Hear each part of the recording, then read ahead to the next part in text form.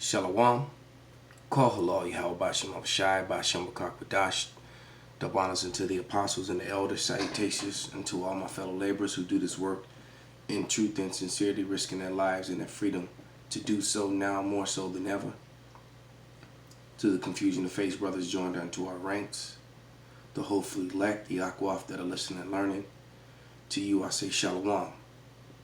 This is your brother Malcolm coming to another lesson in truth from the branch of GMS here in Chicago. I'm not even sure how I want to open this, but last night or early this morning, I had a couple very disturbing dreams. Well, one was more disturbing than the other, because I had the first dream, woke up and had a hard time going back to sleep, fell back to sleep, and then had the second dream. And then I prayed, I asked the Lord right then and there, what do these mean that I may not forget?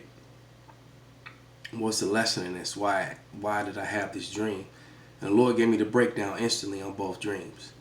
And usually it takes a while, or if I say something, I have to write it down, even if I even remember. But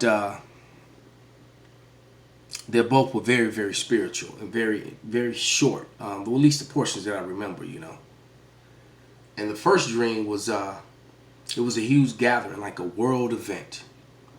And there was gonna be a fight, It was like a UFC event type event. And the whole world was watching. There were lots of fighters from all over the earth, all over the world. And there was a female fight that actually made it to the main card. And the two girls that were fighting were both Jakes. One was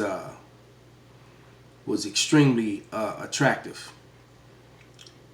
And I thought to myself in my head, this woman is too pretty, too girly to be fighting. She shouldn't, because most fighter girls, even attractive ones, are a little bit rough around the edges. This girl was like straight, a feminine, like woman, like model type. It's like, why the hell are you trying to fight? That's clearly not who you are. But none of that's neither here or there. But the fight begins, and the attractive girl actually runs from the ring.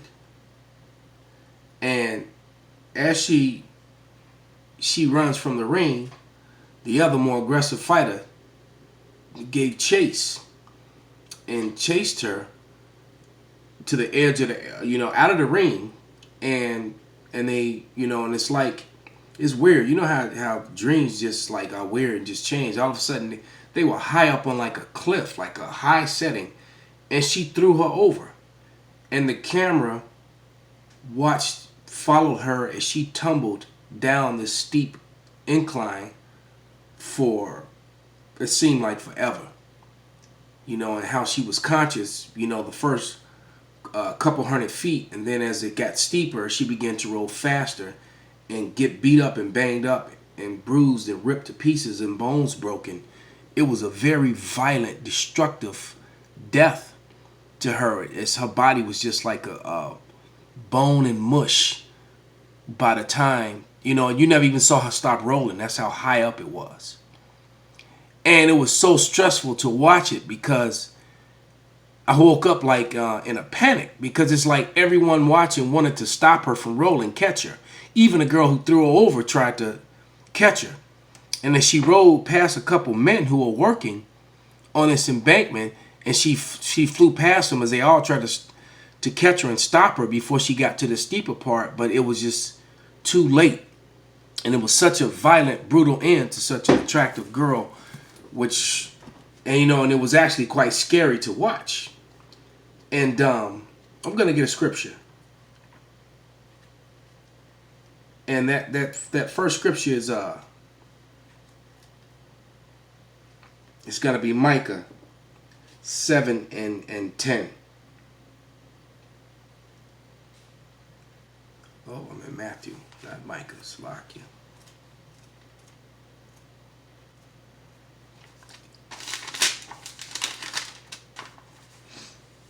And it reads, then shall she that is my enemy shall see it, and shame shall cover her, which said unto me, where is the Lord? Where's Yahweh? Where's thy power? Mine eyes shall behold her. Now she shall be trodden down as the mire in the streets. So death, pain, and destruction are going to come to Israel, to the 2/3 of Israel. And you have to understand, the majority of Israel are women. So a lot of that violence and pain and destruction is going to come to a lot of you women. And don't think this is a break on you men. You 2/3 men are gonna get it just as bad as them. But it's something that just, it seems that, when a man gets destroyed, it's a horrible thing. But it seems like it's just so much worse when it's a woman. And the fact of the matter is, the majority of the 2/3 are women. You scoffing, self-righteous, do as thy will, ignore the men of the Lord, ignore the Bible, ignore the truth. Facebook, Twitter, texting, selfie taking women. You're gonna have hell to pay, and that hell is coming fast. America is declining fast. Okay? Then, and it took me a while to fall back to sleep. All right? Heart was racing. It was nuts. So I fell asleep, and all of a sudden I started dreaming about Jim Kelly, except he was young. And a lot of you younger guys won't know who Jim Kelly is, but some of the older brothers will. Jim Kelly is a Jake who played in that movie Enter the Dragon with Bruce Lee, which launched his own career. He was famous in the black exploitation era. He made a lot of movies with like Jim Brown and and that whole sort of thing. That one of the most famous ones was Three the Hard Way. As a matter of fact, the comical character of Kung Fu Joe is kind of modeled after the Jim Kelly character of the 70s. Hey, but Jim Kelly was a bad cat, man. But nevertheless, in this dream, Jim Kelly was fighting this weirdo thing. This man. He found a window that was open. All right, he found a window that was open, and he went to go check in his garage, and there was this man in there. And the man broke down into a stance, and they started, doing a whole kung fu karate thing. They battling it out, and Jim Kelly doing what Jim Kelly do. He putting the flops on this dude. But every time Jim Kelly beat this dude, his physical appearance would change. He kept changing into different like animals and beasts and things of that nature. And it's like, and Jim Kelly kept fighting him and fighting him and fighting him. And until he just got tired, he couldn't, then he started losing the battle. He couldn't, he's only a man. And that just goes to show you that we can't, this fight is going to be constant, man. We're afflicted. Our strength is not strong. We're sickly. It's just everything's it's just getting worse and worse, and the fight is getting hard. But the point is not to give up. And I'm gonna read Matthew 7:13, and it reads, "Enter ye at the straight gate, for the wide is the gate, and broad is the way that leadeth to destruction, and many there which go in therein. Because straight is the gate, and narrow is the way which leadeth unto life, and few there be that find it." So it's going to be a struggle, man. We're not just going to waltz into the kingdom of heaven, man. Esau is going to give us hell, and we're catching hell. And you catching hell financially. You catching hell physically. You catching hell on the job. You catching hell from your woman. Catching hell from your family, from the world in general, man. All right, and those are those straights. That Broadway, like it was, is not going to be the way, because that's the Broadway is full of people, the masses, and it's destruction if you try to follow the masses, man. You got to follow that straight and narrow. And it doesn't mean straight as in a straight line. It's talking about straights as in suffering. That sort of straights. So with much suffering do we enter into the kingdom of heaven, man. And that's something they're not going to teach in the churches. This is Luke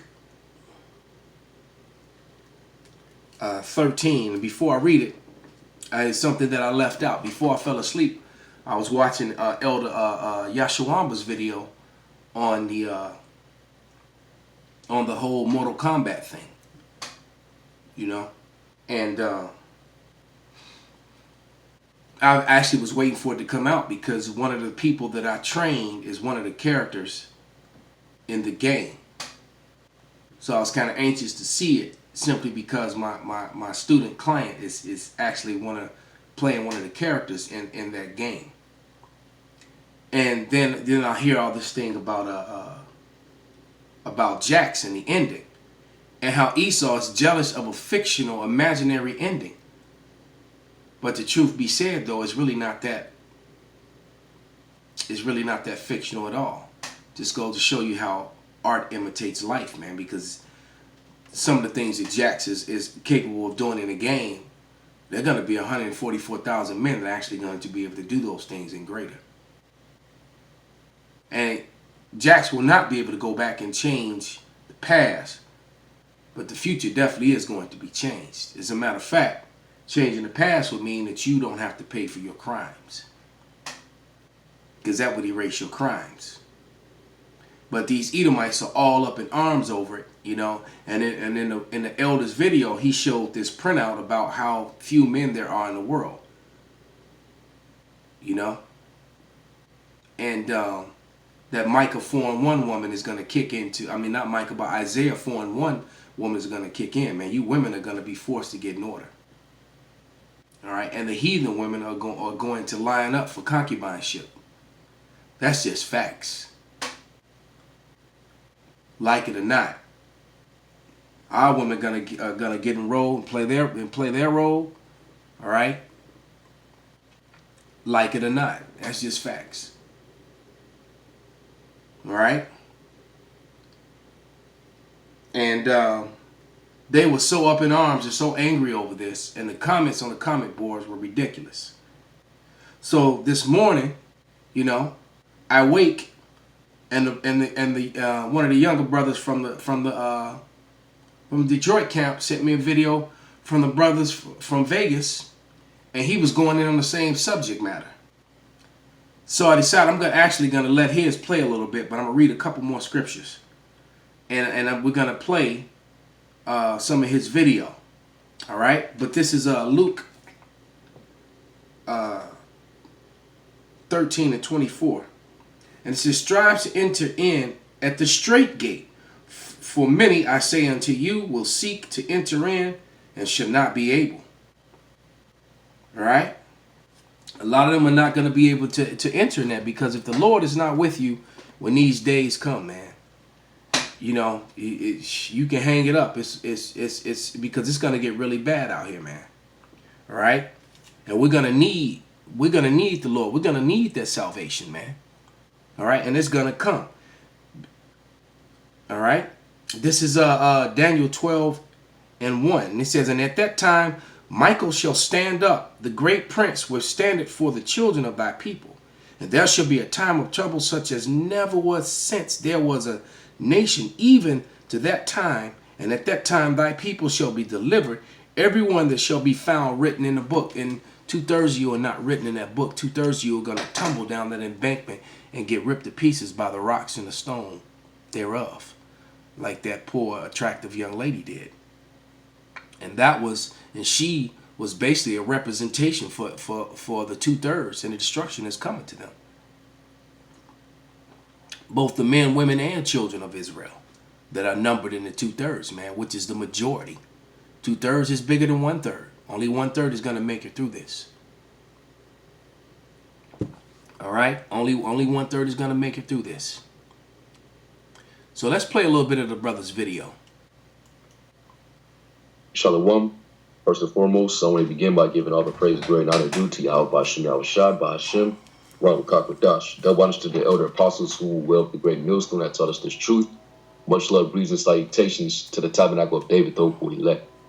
And before I begin this lesson, I want to play this clip, and this is from the ending of Mortal Kombat 11.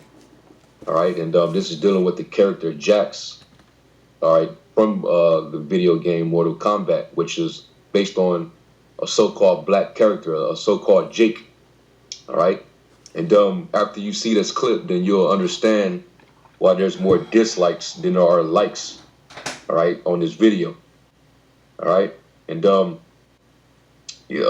basically the so-called white man, he's showing his his true colors because he hates this narrative, he hates this idea of a so-called black man having power, not only having power but being a masculine power.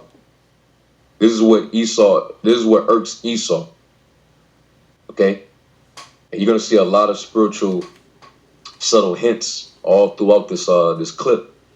So without further ado, let me play it real quick. All I wanted was to fix my life.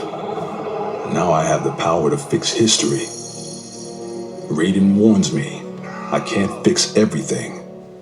Change too much and I could lose Vera, lose Jackie. But this power is bigger than us.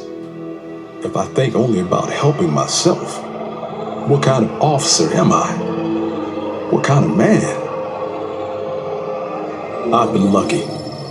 My family and I have lived the American dream. But most people who look like me haven't had that chance. I owe it to them to put things right. And I'm not waiting centuries for people to get woke when I've got the power to speed things up. That lets you know that Esau understands what's going on. And see, you're seeing the Edomites bow themselves to Jake right there in that image. This is what made the Edomites so angry. As if they recognized the regal royalty of the Israelites. Okay?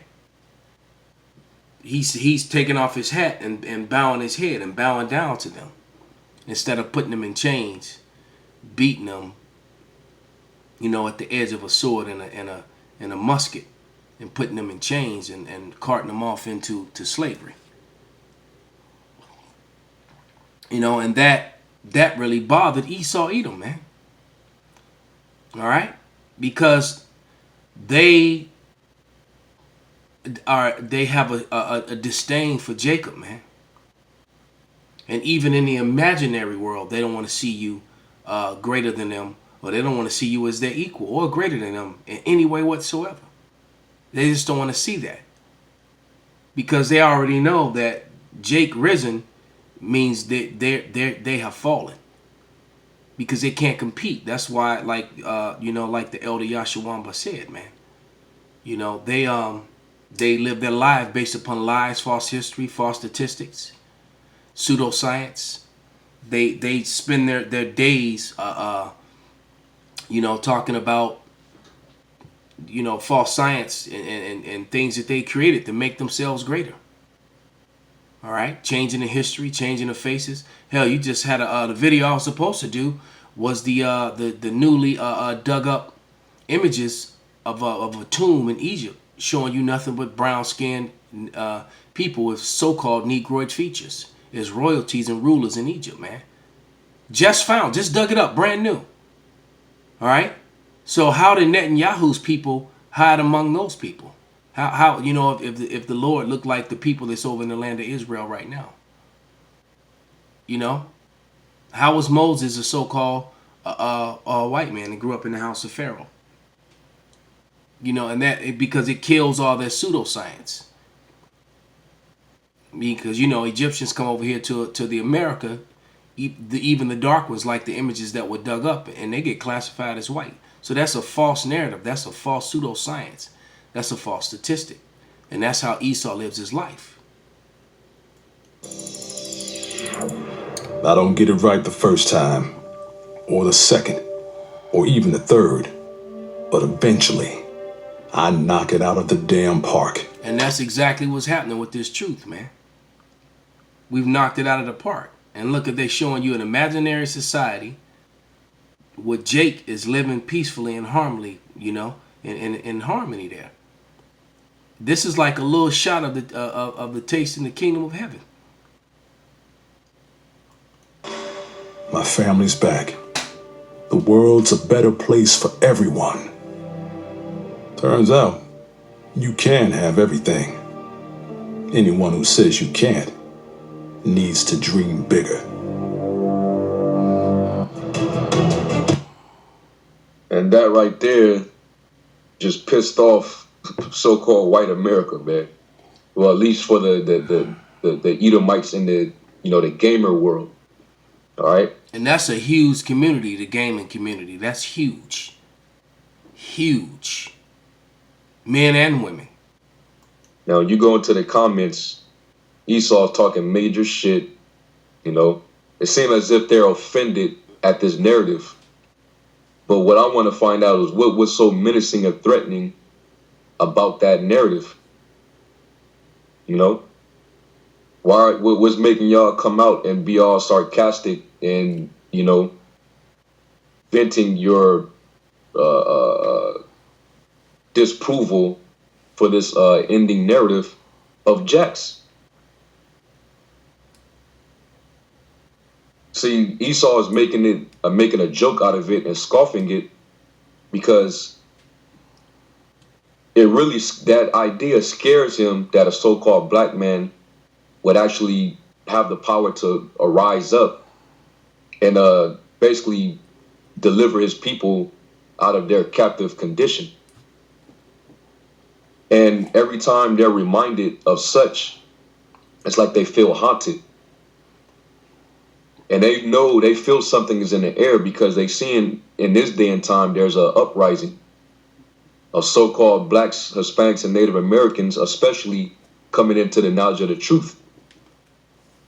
And more emphasis is being shown upon the wrongdoings of the so-called white man or the Edomite, especially of his wicked past. Yeah, that's why they have to go around to the colleges and put up signs in different places that say it's okay to be white, And there is a huge light being shined on the wickedness of their past and how it has affected their future and given them what they have. Hell, and how they still cheating, They set up a system for themselves, be it education, being it financial, in the job, and they still have to cheat. It goes to show you, man, that they really are weak people, man. All right, they really are, man. Look at the thing that's going on with Felicity, or whatever her name is, Hoffman, and the other chick from the TV show, the Aunt Becky. Can't think of her name right now.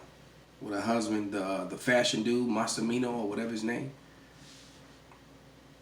They still have to cheat their way through life, man. They created a false pseudoscience that elevated them, and they still have to cheat their way through it, man. All right. This is 2 Corinthians 1:6. And whether we be afflicted, it is for your consolation and salvation, which is effectual in the enduring of the same sufferings which we also suffer, or whether we be comforted, it is for your consolation and salvation. So we're being tried in the furnace, man. Like I said, we will be more precious than the finest gold, man, than the gold of Ophir. All right, a man will be that valuable in the times to come. But we're almost out of here, man. This is 2 Ezra 7:33. And the Most High shall appear upon the seat of judgment, and misery shall pass away, and long suffering shall have an end. So we're at the end of Esau Edom, man. All this stuff is coming to a head. Call halal Yahweh Bashem Abashai Bashem Rakak Wadash Wa Abba Babal.